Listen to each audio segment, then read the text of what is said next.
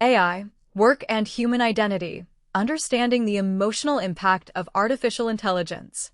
Episode 2 of 20. I'm scared AI will take my job. What do I do with that fear? You're listening to the Emotional Intelligence Developer Podcast. This is episode 2. I'm scared AI will take my job. What do I do with that fear? Let's start with something simple. If you're worried that artificial intelligence could eventually affect your job, you're not being irrational. Technology changes work. That has happened before. But AI feels different to many people because it isn't only replacing physical tasks. It can write, analyze information, create images, write code, answer questions, summarize documents, and perform tasks that people once believed required a human being with specialized knowledge. So it's understandable if you look at all of this and think, what happens to me? That question deserves more than a motivational answer. Because telling someone, don't worry, AI will create new jobs, doesn't necessarily make the fear disappear. And telling someone, AI is going to take everyone's jobs, doesn't help either. The reality is that nobody knows exactly how every career will change.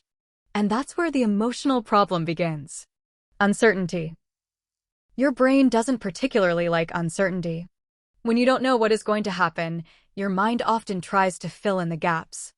And when you're already worried, it can fill those gaps with the worst possible outcome.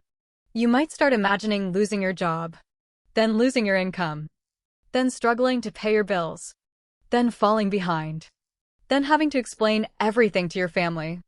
And suddenly you're emotionally living inside a future that hasn't happened.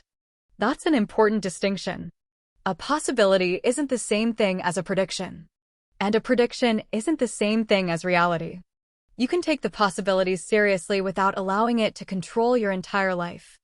That's where emotional intelligence becomes practical. The first step is recognizing the emotion, not hiding it. Not pretending you're confident when you're not. Just being honest with yourself.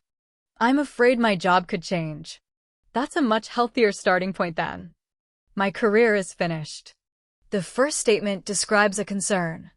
The second turns the concern into a conclusion. And when you confuse those two things, fear can start making decisions for you. So ask yourself, what am I actually afraid of? Is it losing your income? Is it losing your status? Is it having to start again? Is it being less valuable than someone who knows how to use AI? Is it embarrassment? Is it uncertainty? Or is it the idea that everything you've worked for could suddenly become less important? Those are different problems. And different problems require different responses. If you're worried about your skills becoming outdated, learn. If you're worried about your finances, look honestly at your financial position and make a plan. If you're worried about being left behind professionally, find out what is actually changing in your industry instead of relying entirely on headlines and social media. If you're worried because you don't understand AI, start learning at a pace you can sustain. But there's another part of this that often gets overlooked. Don't make fear your teacher. Fear can motivate you. But if fear becomes the reason behind everything you do, you can end up exhausted. You might spend every evening learning another AI tool. You might constantly compare yourself with people online. You might feel guilty whenever you're not being productive. You might convince yourself that if you're not learning something new every day, you're already falling behind. That's not resilience. That's anxiety wearing the clothes of ambition. There is a difference. Healthy development says, I want to become more capable. Fear-driven development says, I have to become more capable or I'm going to become worthless. Those two mindsets can produce similar behavior for a while. But emotionally, they're very different.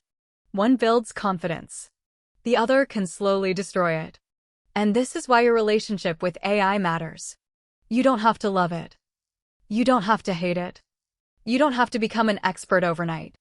But you should understand how it affects your work, your industry, and your opportunities. Most importantly, understand how it affects you. Because your response to AI is part of your emotional development.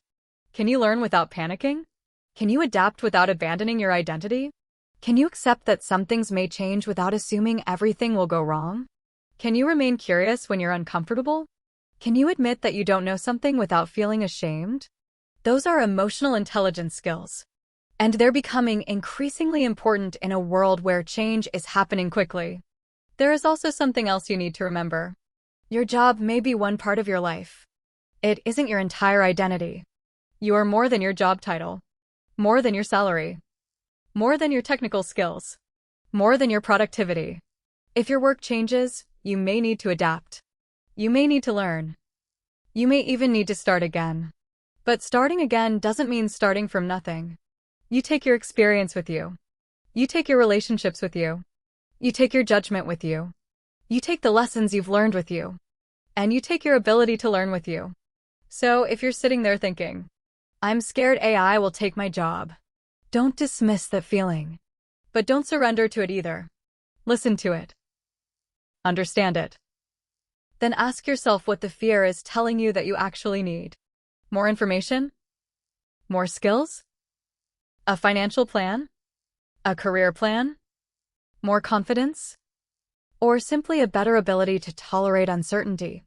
That's where you can start.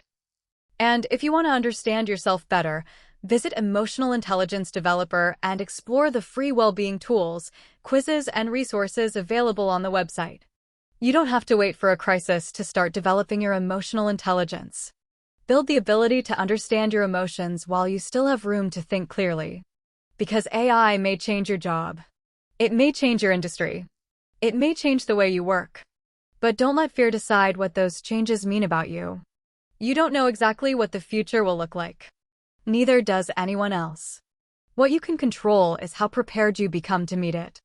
This has been episode 2 of 20 in AI, Work and Human Identity, Understanding the Emotional Impact of Artificial Intelligence from the Emotional Intelligence Developer Podcast.